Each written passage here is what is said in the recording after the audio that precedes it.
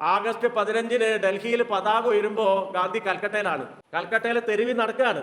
തെരുവിൽ നടന്നിട്ട് ഒരു ലഹളയും ഇല്ലാതെ ആഗസ്റ്റ് 5 ആഘോഷിക്കാൻ അദ്ദേഹത്തിന് സാധിച്ചു. ഇന്ത്യ വിഭജിച്ചു, പാകിസ്ഥാനായി.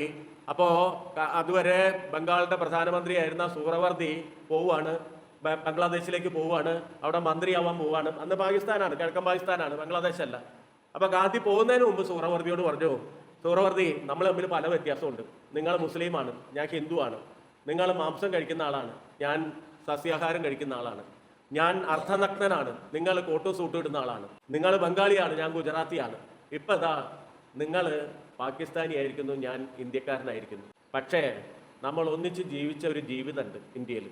ആ ജീവിതത്തിൻ്റെ ചില മുഹൂർത്തങ്ങൾ കൂടി കൊടുത്തിട്ട് വേണം നമ്മൾ പോവാൻ എന്ന് പറഞ്ഞ് സുഹ്റവർദിയും ഗാന്ധിയും കൂടി ഹൈദരി മൻസിൽ എന്ന് പറയുന്ന ഒരു സ്ഥലത്ത് ഒന്നിച്ച് താമസിക്കുകയാണ്. നമുക്ക് 1 മാസം ഒന്നിച്ച് താമസിക്കാം. അപ്പൊ 2 രാജ്യവും ഇത് തിരിച്ചറിയട്ടെ.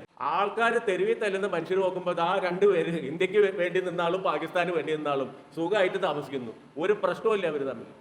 ആൾക്കാർ പിന്നെ സമരം ചെയ്യോ?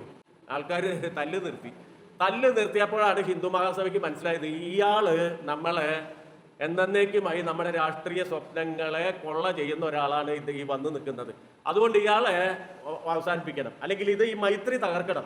ഇന്ത്യയിൽ ഹിന്ദു മുസ്ലിം മൈത്രി തകർത്താതല്ലാതെ ഹിന്ദുത്വ ഫാസിസത്തിന് കടന്നിരിക്കാൻ പറ്റില്ല എന്ന് തിരിച്ചറിയുന്നു. ഇവരെന്ത് ചെയ്തു?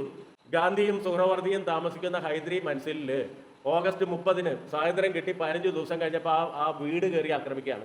വീട് കയറി ആക്രമിക്കുന്ന പ്യാരലാൽ വിശദമായിട്ട് എഴുതുന്നുണ്ട്. സുഹ്റവർദി ഉണ്ടായിരുന്നില്ല അന്ന്. സുഹ്റവർദി ഏതോ ആവശ്യത്തിന് കൽക്കത്തയിൽ പോയിരിക്കുകയായിരുന്നു. ഈ ജനക്കൂട്ടം ആക്രമണകാരികൾ വന്നപ്പോൾ ഗാന്ധി ഉറങ്ങാൻ പോയിരുന്നു. ഗാന്ധി അവിടെ നിന്ന് എണീറ്റ് വരും. ഈ വൃദ്ധനെയാണോ നിങ്ങൾക്ക് വേണ്ടത്? കൊന്നോളം പറഞ്ഞ് മുന്നിൽ നിൽക്കും. മുന്നിൽ നിൽക്കുമ്പോൾ ഒരു അക്രമി ഒരു ഇഷ്ടിക കഷ്ണം വലിച്ചെറിയുന്നുണ്ട്. അതിങ്ങനെ തൊട്ടില്ല എന്നുള്ള മട്ടിൽ പോകുന്നുണ്ട്. ഒരു വലിയ മരത്തടി എടുത്തിട്ട് എറിയുന്നുണ്ട്. ആ മരത്തടിയും ഇങ്ങനെ തൊട്ടില്ല എന്നുള്ള മട്ടിൽ ഗാന്ധിയുടെ ശരീരത്തിൽ കൊണ്ടില്ല എന്നുള്ള മട്ടിൽ പോകുന്നുണ്ട്. അത് കൊള്ളുകയായിരുന്നെങ്കിൽ അപ്പ ഗാന്ധി മരിച്ചുകൂടേനെന്നാണ് പ്യാരലാൽ എഴുതുന്നത്. ഈ സംഘർഷം അവർ തീർത്തില്ല. ഗാന്ധി പോയ മുസ്ലിങ്ങളെ മുഴുവൻ തിരിച്ചു കൊണ്ടുവന്നിരുന്നു. അതിൽ 2 പേരെ കൊന്നിട്ടിട്ടാണ് പോകുന്നത്. ആ രാത്രി ഗാന്ധി അവിടേക്ക് ഓടിച്ചു ചെല്ലുന്നുണ്ട്. 2 മനുഷ്യർ, 2 ഈ മുസ്ലിങ്ങള് അവിടെ പാവപ്പെട്ട തൊഴിലാളികൾ മരിച്ചെടുക്കാണ്. അവരെ തുറുകണ്ണുകൾ ഇങ്ങനെ ആകാശത്തേക്ക് നോക്കിക്കൊണ്ടിരിക്കുന്നു. കീറി പറഞ്ഞ ഉടയാടം. ആകെ 25 പൈസ 4 അണ അവരുടെ ഈ കോന്തലക്കിൽ കെട്ടിയിട്ടുണ്ട്. ഗാന്ധി പറയുന്നുണ്ട്, ആ സമയത്ത് പറയുന്നുണ്ട്, ഇത് 4 അണയല്ല, അവന്റെ ബാങ്കാണ്. അവൻ ജീവിതകാലം മുഴുവൻ സമ്പാദിച്ച പൈസയാണ് ഈ കെട്ടിയിട്ടുള്ളത്. അവിടെ നിന്നാണ് ഗാന്ധിക്ക് മനസ്സിലാവുന്നത്, ഇനി ഇത് പോരാ, അടുത്ത സ്റ്റെപ്പിലേക്ക് പോകണം. അങ്ങനെയാണ് സെപ്റ്റംബർ 1-ന് നിരാഹാരം പ്രഖ്യാപിക്കുന്നത്.